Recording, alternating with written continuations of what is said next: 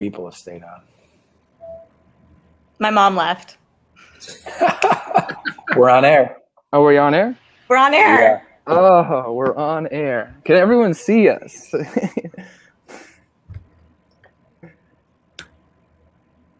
I hope so. Kick us off, Adam. Let's roll it back. Let's roll it back. Bring it back. Let them know that we started. I'm going to turn my volume a bit. Let's start again, guys. Okay. We're coming. Looks like there's a lot of people typing in the chat, so there we go. Okay. That's Hi, a lot. everyone. There we go. Here we are. We made it. Thank you for hanging in there with us. Awesome. Perfect. So now that we have an abbreviated amount of time, we're gonna kick it off here. I appreciate the 62 of you for joining us, and those who have stuck with us. My name is Adam White with Front Office Sports. I'm joined by a great panel here of 4 distinct different members from across the sports industry: agency, team, tech, and college athletics. And I'm going to introduce them quickly to you and then let them speak about themselves, and we'll dive right in. Do about 20 minutes of panels and then another 20 minutes of hopefully your questions, helping you guys work through the challenging business issues that you guys have going on right now. So again, joining me today, I have Jim Cavale, who's the CEO of INFLCR. I have Emma Levine, who is the Senior Manager of Digital Marketing for Wasserman. I have Guy Ramsey, who is the Director of Strategic Communications for University of Kentucky Athletics. And then I have Eric Saniocencio, who's the Senior Director of Digital Media and Strategy for the Houston Texans. Thanks for joining us today, guys. If we could, let's just start with Jim and do a quick introduction here as we go, and then we'll just jump right in for some questions. Yeah, my name is Jim Cavale. I'm a former college student athlete. My passion for sports brought me all the way from upstate New York, where I grew up, down to Alabama. And during my time at college playing baseball, I founded my first company and really have been at it ever since. Recently had an exit from a national fitness brand I built and started building INFLCR. And we connect teams with their influencer network of athletes, coaches, former athletes, and help them distribute content through that network so that they can together grow their brands. Awesome. And Eric? Yeah, Eric Saniocencio, as you mentioned, Senior Director of Digital Media and Strategy for the Houston Texans. I've been with the Texans almost 5 years. It's been pretty crazy to see how much digital and social has changed and evolved during that time. I was actually at the SEC before my time with the Texans, so I've been in the college space, the pro space, actually started in sports information and played college baseball as well. So sports has been a big part of my life, and it's just it's been a blessing to have the opportunity to do it as a career, and then also to see digital grow as a part of that, and just to play a small role in what we do here with the organization. Awesome. And Emma? Emma Levine here. I'm an LA native and lifelong sports fan. I've been at Wasserman for about 3 years now, and I help oversee the digital and social strategy and marketing across all of our team sports clients. Awesome. And Guy as well. Yeah, my name is Guy Ramsey. I'm the Director of Strategic Communication for UK Athletics. I've been here for about 8 years, during which time things have changed quite a bit from a social perspective and a content perspective, and been blessed to be a part of that. It's a lot of fun, and I'm looking forward to the conversation today. Awesome. Well, I appreciate you guys all joining us. I know everyone has a busy schedule, and I think we'll have some great conversation here and some great opportunities for those who are watching to join in with the 4 panelists as well. So just going to jump right in. Obviously, the content is the hottest buzzword, whether it's distribution, whether it's production. You know, Jim, on your side, as someone who has worked with athletes and has worked to build what your company does, can you just talk about the importance of content and making sure that athletes who are using it effectively, and that the people who are helping them produce it are doing so in a way that they can use it to build their brand, whether it's in school, after school, and post school? Yeah, listen, at the end of the day, content is only as good as the audience that sees it, right? And we've seen as of late in sports how the sports fans have migrated from the TV and traditional media networks to the phone and social media. And what that's done is it's put the viewers in the hands of the teams, the athletes, the coaches, broadcasters, and yet they're not content producers. So teams are being asked to create groups of talented creative staff members who can create that content for the team, for the athletes, And at the same time, the media networks are going to have to get creative on figuring out how they can get their content to the same people as well, because they're losing viewers. And so really what all that means to me is, as a former student athlete with a passion for the student athlete, I want him or her to become very responsible from high school on with how they look at their social media, and realize that their character is now in a tangible place on their Instagram, even on their Snapchat, on their Twitter, where people are going to look at them and try to find out who they are, and they can use that for good. It can be a weapon of mass destruction as well, and they can use it for bad. And so my goal is, before they get together with Emma or Eric, if they're fortunate enough to play at the pro level and play for an agency like Wasserman, for a team like Houston, I want them to already understand social media, already understand the responsibility in it, and already have grabbed every piece of content that's relative to their story and used it on their platforms to tell their story better. To me, one of the best quotes that is kind of behind my passion is a good friend of mine, Reggie Torbor, who played a decade in the NFL, won a Super Bowl with the Giants, played at Auburn before that, was an all-SEC defenseman there. And he said, if the biggest thing people talk about at my funeral is my football career, we got a problem. And so how can we equip athletes to use the platform while they have it, to leverage it and grow a personal brand that will help them when they go on to construction or entrepreneurship or selling life insurance or working for one of you? Like, how can we help them do that? And at the same time, help the brand that they're a part of and help everyone kind of rising tides lift all boats. Yeah, no, absolutely. Now I'm going to throw this over to Emma, as someone who works on both the brand side and then also working with the athletes and kind of merging both of them. Can you just talk about the athletes that you've seen, especially in your watch, that have been successful on social media, and how they're able to weave and build in brands into their channels? Okay. The athletes who are the best on social media are the ones who enjoy it the most. Like, if you're having fun and you're embracing it, you're going to be the best on it. Our job is to arm them with the tools and to give them the support to let them do the work. So that's everything from giving them the knowledge, best practices, guidance, analytics. We do social audits across our athletes all the time, and always our goal is to walk them through it so we can see what they're doing and how they can improve. And then from the brand side, when we're trying to make these partnerships and try to, have lasting and really good ongoing content, it's always going to be engagement more so than followers. Brands are looking to get their messaging out to an audience where it resonates with them, and athletes are trying to post things on their feed that's organic and that falls in the line of their posting cadence. So that's always kind of the challenge from our end. And we always try to hit on cultural moments, like Anthony Davis and Red Bull, for example, which is a very successful partnership and has some viral content that has come out of that partnership. It more hits on cultural moments. We try to get content out around March Madness. We did the drive-by dunk challenge last year. His April Fool's prank. It's always trying to get those authentic, kind of resonating, cultural, significant moments and integrate that in a way that makes sense for the athlete and the brand. When it comes to those cultural significant moments, how are you guys as an agency and your team specifically planning for that? What does that strategy and that process look like, without giving away too much of the secret No, it's sauce, fine. obviously? I would say that one size doesn't fit all. What might work for one of our NBA players doesn't necessarily work for one of our Olympians, doesn't necessarily work for one of our NFL players. So I think the biggest challenge is kind of scaling what we do across our entire roster. And even kind of going back to what Jim said, we work with broadcasters who are retired as well. So, different ages, different interests, different strengths. All we can do is give them the tools to succeed. Absolutely. Now, as someone who is dealing with these athletes before, and Emma would deal with them, can you talk about what especially for you who has seen the evolution of social media change, what's that role is playing in Kentucky athletics, and how are you guys are utilizing it, and some of the challenges that you faced, and also some of the things that you think have done differently have been pretty effective? Yeah, well, first of all, it's important to note that we work at a university and with young people between the ages of 18 and 22. That means that education is a core part of our mission. In fact, our athletics director talks about it often. He talks about athletics and the sport you play is really functioning as another major. One of the courses of study within that major is branding and social media. They're afforded a platform while they're here that It might be exceeded when they go to the next level. It might not if they go into the real world.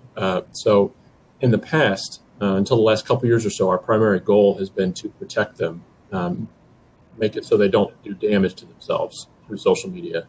We've kind of undergone a transition over the last couple of years, which aligns with a lot of what Jim is saying, and we want to equip them and teach them how to best take advantage of the platform that they're afforded, and to build that for whatever comes next for them, and to take advantage of the content that we produce and the resources that we have and our huge fan base. So it's quite a change. It's something that we're not done with, but it's something we're taking very seriously. And where do you think that shift and that change came from? Why just recently? What was that light switch, or what was it internally that you said we need to not protect, we need to empower? Well, I think that we just saw the massive opportunity that exists in social media. I think that we've been tasked with being innovative, and we've been tasked with coming up with new ways to connect with our fans. And we recognize that, we've got a great following on all of our brand accounts, all of our sport accounts, but our athletes far exceed that. They've got much greater reach, and we can reach a completely different demographic than we would otherwise. So I think that it was just an opportunity that we couldn't pass up, and we realized that we were doing a disservice to our student athletes if we weren't teaching them the positive side of things in addition to protecting them from the negative. If I could just chime in real quick, Adam, I just want to second that, because we get a chance to work with a lot of sports at Guy's athletic program, Kentucky. And, you see some leaders embracing what he's talking about. You see Coach Stoops embracing, hey, our Twitter account for Kentucky football has 150,000 followers. Our players in this room have 1.4 million. They really hold a lot of the keys to the brand, and we need to work with them. And then you see some of the powers that be pushing against it, right? And it really reminds me of the turn of the century when Napster came out, and all the record labels, they could have easily just taken Napster, repackaged it, and had their own streaming service for Columbia and all these different records, right? But instead they fought it, and it ended up falling apart. And I think you're going to see the same thing here. You're going to see big winners in this arms race, especially at the college level, and you're going to see some losers, because it really impacts recruiting, because the young kids do care about programs who are going to help them with this branding, help them do branding like a pro, the same way, like Coach Calipari says, we're going to help you do branding like a pro the same way you train, eat, play, and practice like a pro. So they really do live it at UK. Yeah, and I think I read something recently about how that even with all of this massive investment in facilities, that facilities aren't even the number one thing that is attracting recruits and Guy and potentially Jim. Do you think this branding and this opportunity to come in and say, hey, I'm going to help you develop something that you can take on much further past whether it's Kentucky or whatever, do you think that's one of the new frontiers and the new arms races for athletic departments? Oh, without question. When it comes to facilities, the way we view it is it's something you have to have in order to compete for elite student athletes, but I don't think that there are very many student athletes who are going to choose you just because of your facilities. The way that you're going to notice them is likely going to be through social media. It used to be maybe them watching you on TV, but now they're likely to get hit on Instagram stories as they are before ESPN. So I think that we have to realize that we never know when our first impression on a young person is going to be. And we have to treat social media that way and try to reach them on our terms, essentially. Yeah, absolutely. Now, Eric is someone who kind of deals with athletes in a different way, right? You're dealing with professional athletes. You're dealing with people who already have Emmas on their handles, right? It's definitely a different perspective. How is it from the NFL side and maybe even the Houston Texans side that you guys go about helping your current players and then also working with them to produce stuff that may be unique just for their channel?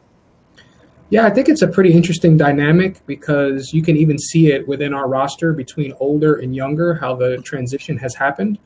J.J. Watt's obviously probably our most prolific player and social media user. He's got a great team behind him, but a lot of our older players are still somewhat new to getting onto this, where you got guys like, Deshaun Watson, that just came in the league, and he's been doing it at Clemson for a couple of years. So to echo everyone else's point, the transition is happening whether we're there or not. I always say, if you feel worried about your digital strategy right now, like that problem's never going to get smaller. So I think that's always something to keep in mind, in that the touch point, as Guy mentioned, 9 times out of 10 is going to be social media. So I think when we look at it from a Texans perspective, you're dealing with professional athletes. So it's a little bit different in how we interact with them because they have the Emmas and the Wassermans and other teams working for them. But I think we still have a massive fan base. Like what we want to do, we've got two goals that are very important to us as an organization. First off is just to increase our reach and volume. We're a really new franchise. We've only been around for 17, 18 years. So we're still, we really dominate and do well in the city of Houston. But if you get outside of Houston, you're in Dallas and Cowboys country. So we're using social media as a way to continue to introduce and tell our story as an organization. I think secondarily, you're trying to work with players, as Emma mentioned, to have some of those viral moments so that you can have great content that will resonate. And, a lot of things have been mentioned about how people interact. It's even more so outside of the people that follow you, right? Like some of the greatest content she mentioned, the Anthony Davis thing, like when he shaved his unibrow or did as part of the Red Bull, like that garnered attention from people outside of, Kentucky fans or Pelicans fans or fans of Red Bull. And I think that's what we're always trying to work through is how can we continue to work with them to make these special moments that resonate maybe outside of your fan base? Because our fan base, as Guy mentioned, it's strong. It's the same ways as Kentucky. Those people are probably going to be with you no matter what. It's how do you expand that umbrella? And for us, using content is the main reason or the main connection for us to try to reach out to those people and bring them into our fold and let them know more about what we're doing, what we're about as an organization.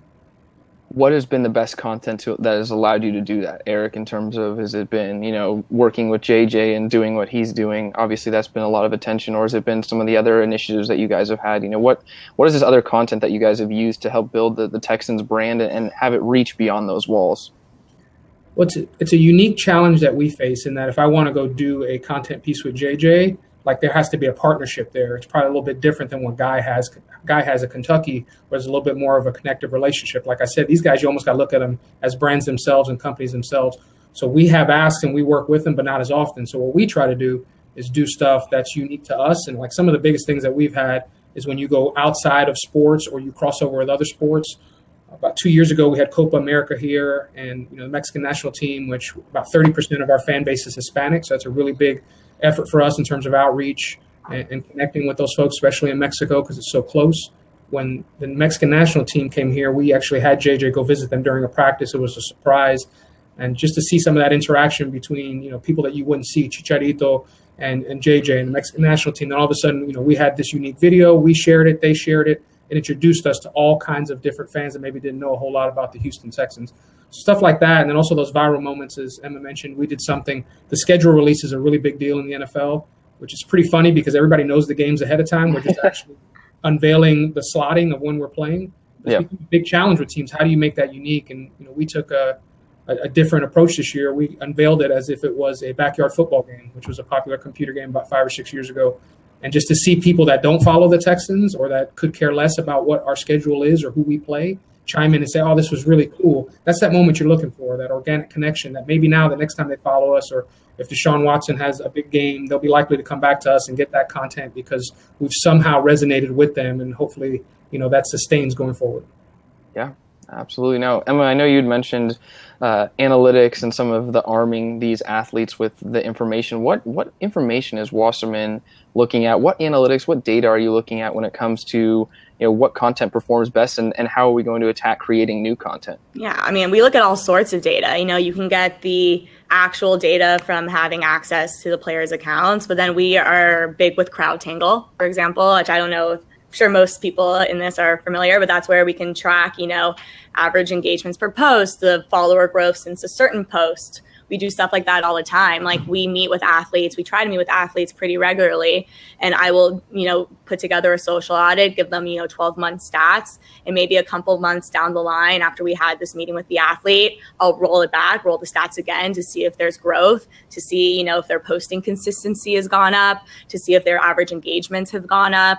We look at all of these analytics. And in turn, that's become way more important to the brands as well. The brands want to know what the demographics are, know the average engagements, the average organic views for a video. And that's something that, both the brand and the athletes are more interested in on their own. And it's something that we use a lot to kind of see, make sure the tools that we're giving our athletes are working.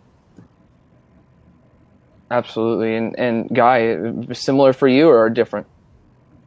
Well, it's definitely similar. The thing that I've been thinking about as Eric and Emma spoke is the shift that we've sort of experienced in terms of how we view all of our department accounts, because we are unlike a professional franchise in that we are 22 different teams trying to function as one giant athletics department. That's a difficult thing to do. I mean, frankly, there's some competitiveness between our individual athletes and our teams and that sort of thing. So we've tried to undergo a little bit of a shift. We have our athletics account tells the story of our fans and is really the biggest cheerleader for the department.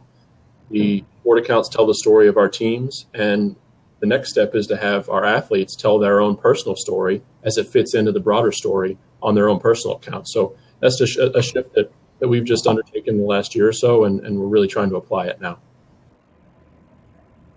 And for you, Eric, is there any specific data piece that you're looking for when you guys are like, oh, we saw this did really well, so now we're gonna double down on that type of content? I think it's an interesting point Guy just made in terms of, us having a singular focus in terms of what we are trying to accomplish because we have one team. But one thing that we struggle with is that we don't play a game for 7 months. So you are trying to remain relevant. Now, the NFL does a good job of having tentpole events like the draft or the combine that continue conversation. But when you're creating content, scheduling out content for an entire year where you only play for the last 4 months, that's always a challenge for us. So again, like those two things I mentioned, the over-indexing and CrowdTangle, as Emma mentioned, is fantastic for that. It lets you know what's resonating and what's not, especially against a larger sample base, because I just want to compare ourselves to NFL teams. I want to compare to what NBA teams are doing. Now, there are obviously limitations as to what we can post and maybe what the NBA is allowed to post or how the MLB strategy is. You've got to factor all that in. But in the end, you want to be competitive on a large scale or as big a scale as possible. So I think for us, again, you come back to that over-indexing and just, reach, understanding growth of the organization and the franchise. I wish, that we had 5 or 6 championships like the Steelers, or the Packers or the Cowboys, but we haven't quite got to that level yet. But we want to still be viewed in the same vein in terms of the way we create content and the awareness of our organization. So that's what we're thinking about when we're creating content, and we're constantly measuring that. And the beauty of social is you're going to fail a lot, and you have to be comfortable in allowing yourself to fail, and then figuring out what didn't work and then trying it again. It's a great trial and error. People always say or try to tell you that they're experts in social, like it changes so fast. Facebook's algorithm changed completely. All of our strategies from last year, you could throw them in the trash because, it's completely different. So I think that's the exciting part of this job, is that you're always kind of on your toes and always constantly evaluating. And sometimes, to be honest with you, you're just throwing stuff against the wall and seeing what sticks. So It's fun to put all that together. And then when you have those big viral and huge sensation moments and your content goes wild, it's that much more satisfying because there were all these different parts that made it happen. Yeah, I'll piggyback off that a bit. Athletes have off seasons too. So you try to think of how can they stay relevant? How can they continue to grow their audience when it might be their off season? You look at an Olympian, they only compete every 4 years besides qualifying in other, national and world championships. So how, do you keep that interest there? That's why we always talk about inserting yourselves in culturally relevant conversations. Obviously the NBA has kind of turned into a 12-month sport now with, the draft, and then you have free agency, and then you have summer league and all of that. But, not every sport is like that. But, the core fans of all of these athletes are going to be sports fans, and they're most likely going to be into other sports too. So, like a lot of our basketball players, they were tweeting during the World Cup. We try to have, when they're in the off season, hoping that they insert themselves into culturally relevant conversations, and that keeps their name out there. Awesome. Now, biggest challenges you guys face, I'm just going to kind of throw this up to the group as, we head into the second half of 2018 and even probably start planning for 2019. What are some of the challenges you face and some of the things that you're looking, either you need help for or that you're planning and saying, okay, this is going to be one thing I really want to accomplish in the next year? I'll go first. Kind of our biggest challenge with professional athletes is, everyone has different priorities and everyone has different relationships with social media. So there's not a one size fits all in terms of strategy and best practices. We try to tailor it as best as we can per athlete. But when we're working across all of our, the 4 major sports plus soccer plus broadcast, that presents itself a challenge. And then from the more marketing endorsement side, everyone wants to do promotions that are authentic with authentic wording, that are not too ad-like. Anthony Davis is never going to say, drink a Red Bull. So I think the challenge is to try to, incorporate that brand messaging so the brand is happy with their wording that's getting out and that the athlete feels like this was a worthwhile partnership. So I feel like those are the 2 biggest challenges on our end. And doing it without the athlete copying and pasting directly in the copy, right? The amount of times that we've seen that happen, or, I know earlier Jim was talking about draft blunders. That's one of our favorite things to send around in the office, is when old tweets get resurfaced prior to draft. That's a big part of our job for our pre-draft process. And then anytime there's a sponsored post that goes awry with the copy and pasting, that's one of our favorite things to look at. Eric, challenges for you when it comes to content over the next 6 to 12 months? Yeah, I think the NFL has a different approach to social and digital, so we're always working within that structure.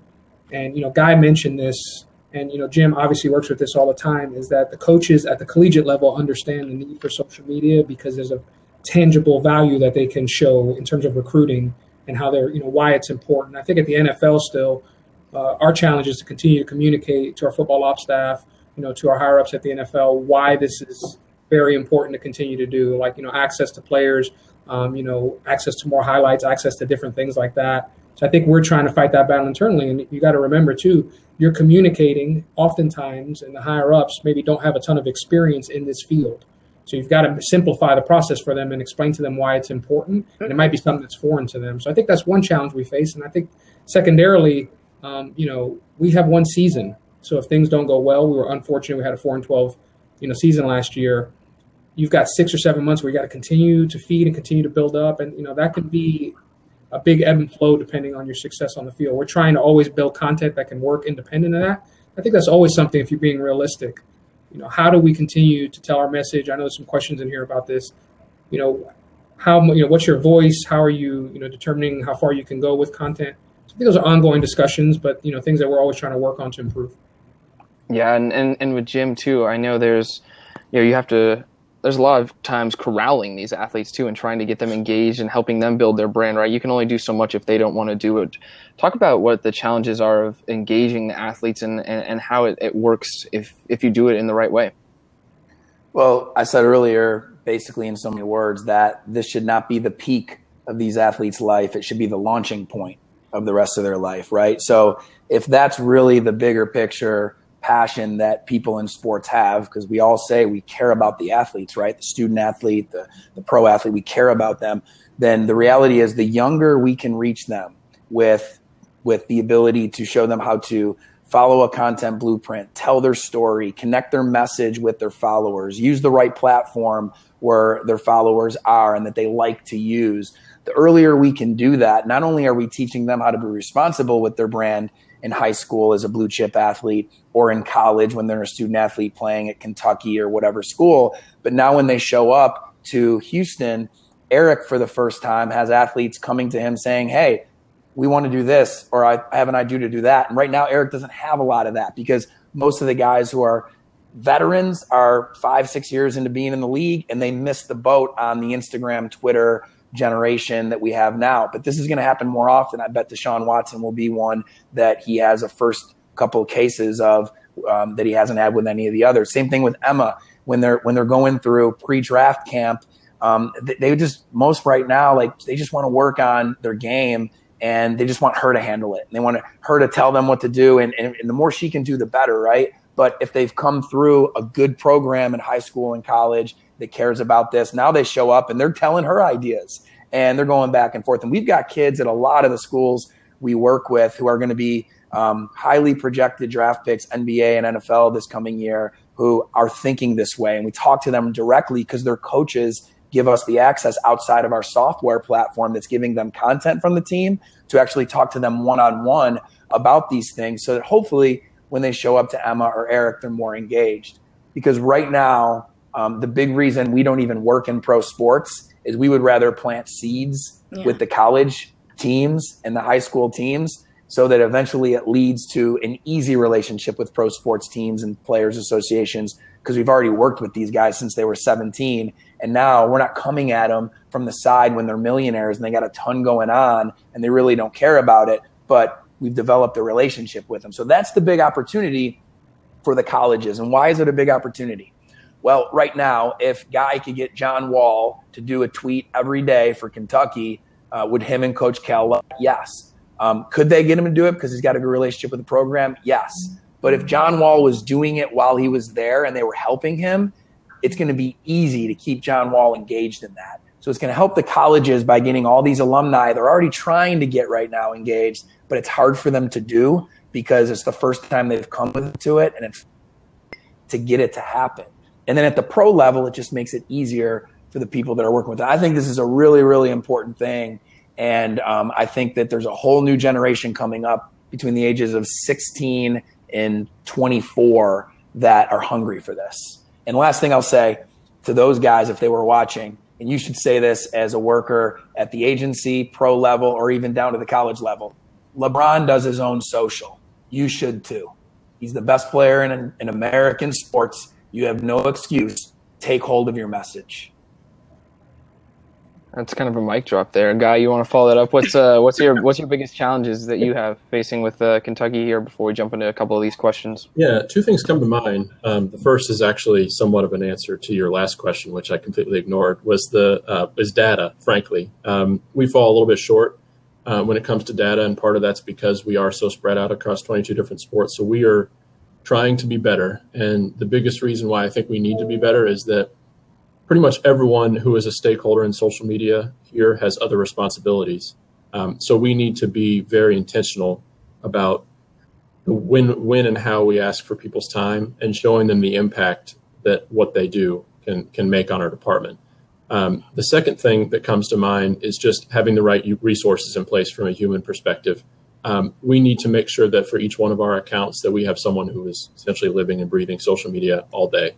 And that's the first thing to think about. And that's a work in progress for us, but that's where we need to get, because that's how important this space is.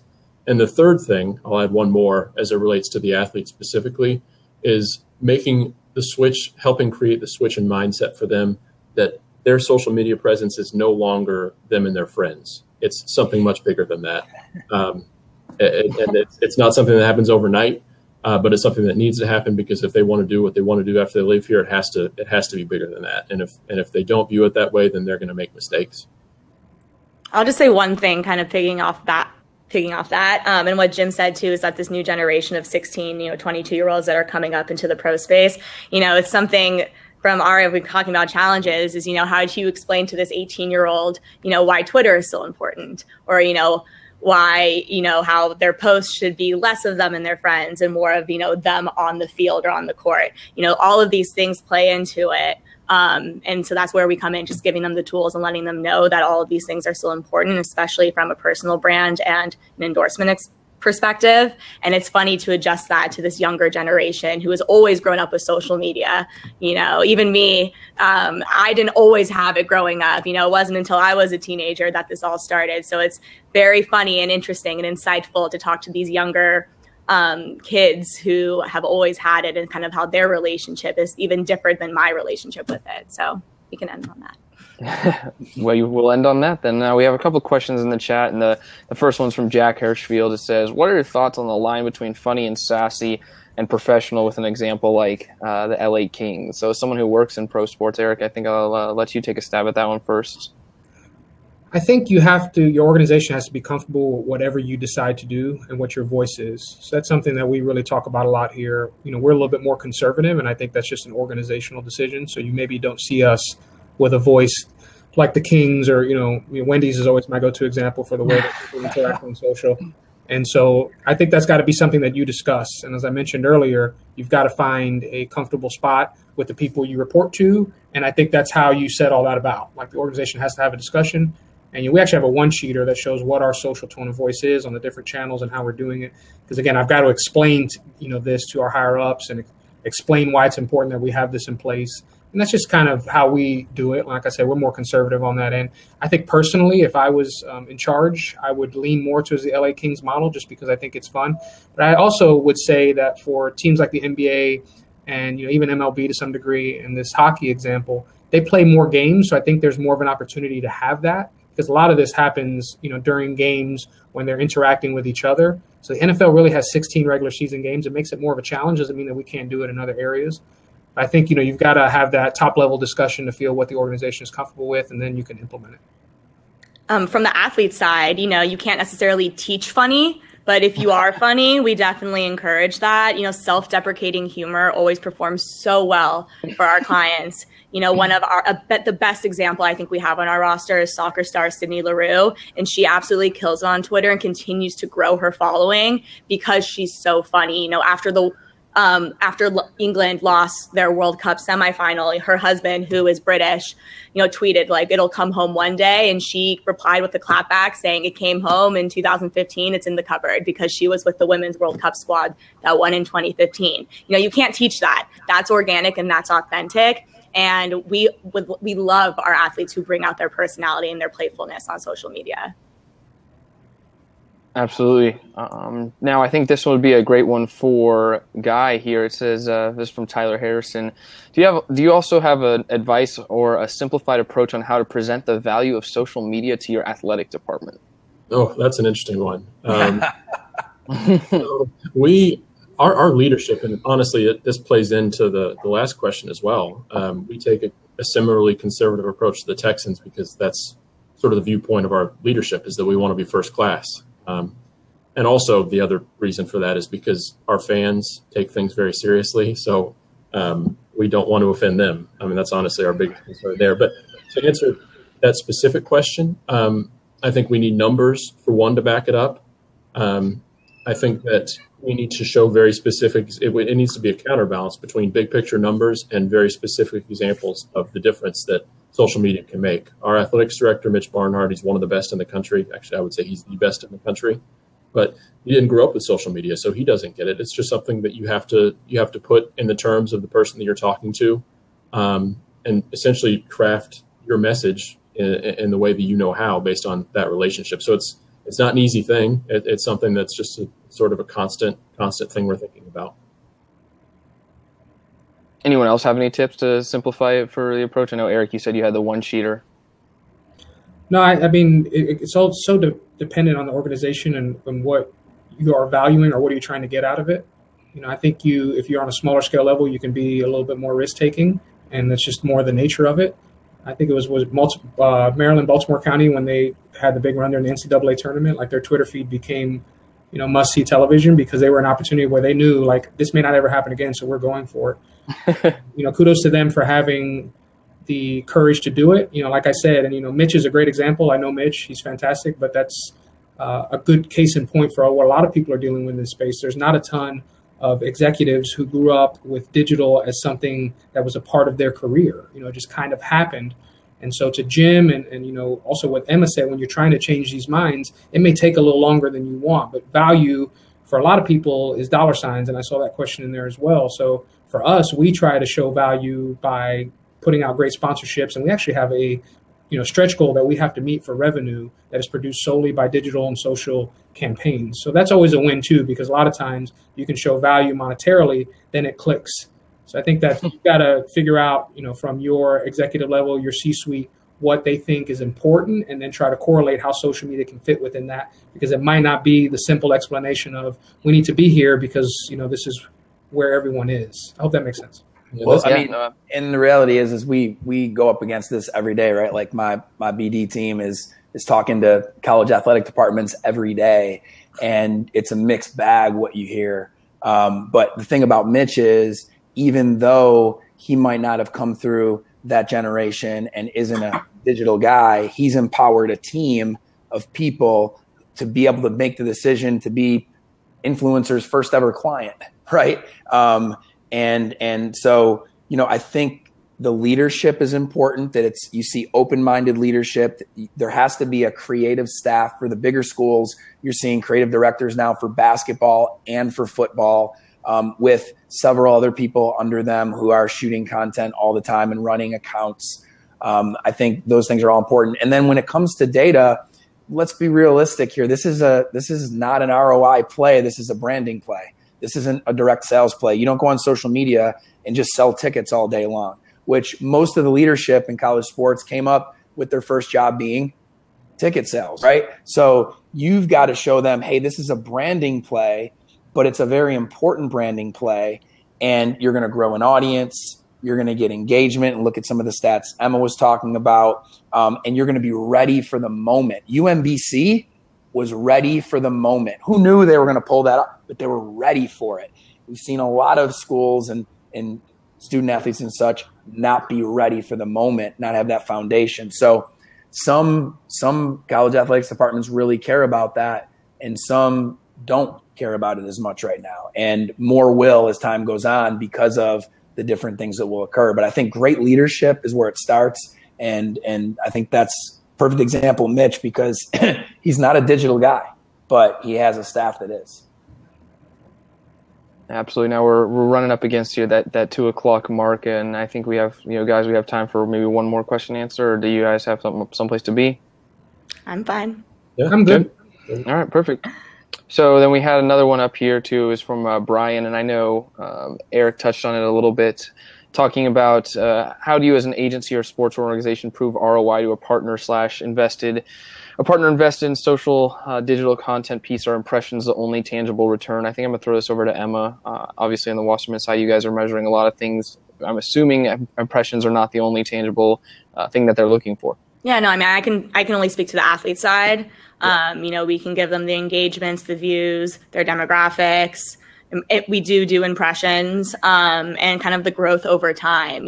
That's kind of what's available to our side. On the athlete side, I know that our brands group may do things differently and our properties group may do things differently, but that's the way we do it on the athlete side. And we want those authentic connections. The partnerships that make sense are the athletes that really believe in the brand or believe in the content. Yeah, Anyone else from an ROI I think from the pro side, the ROI is determined by the department that you're doing the campaign for. So like we're a little unique, and I'm sure college is the same way too.